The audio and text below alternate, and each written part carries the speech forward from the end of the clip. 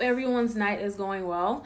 So I just want to quickly say thank you so much to everybody that's been viewing on a constant basis. I'm getting more views, so I'm really happy. And for those of you who ask, like, why am I not doing YouTube? I'm actually taking baby steps, and I do want to do YouTube eventually, but that's in the long run. Anyways, I really do appreciate it. I love the feedback, negative or positive. I'll take it so long as it's something that's constructive. If it's disrespectful, don't come at me like that, because no.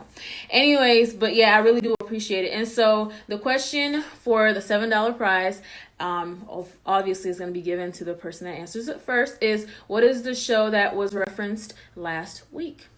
All right, to jump into the content. So don't be an enabler. So tonight we're going to talk about just not accepting that toxic behavior, that toxic trait. So sometimes people find themselves in relationships with people who are just constant bullshitters.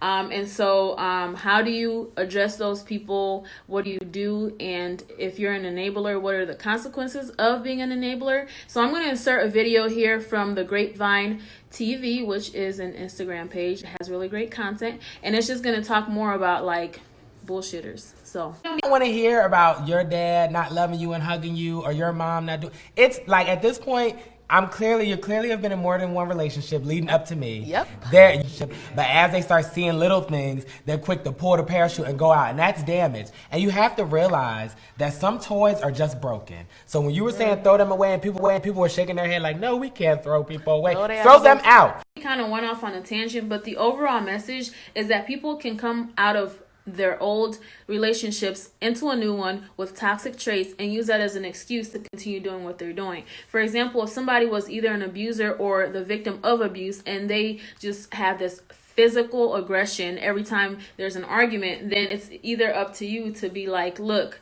we're going to cut this out right now, or you could be the enabler and let that behavior keep happening or keep manifesting. And so how do you address things like this? So I would say always be sensitive and always acknowledge the issue, but never fall for the bullshit, because if you keep falling for it, then at the end of the day, you're going to be the victim. For example, if they always put their hands on you because in their past that's what they're used to, then that's what's going to keep happening.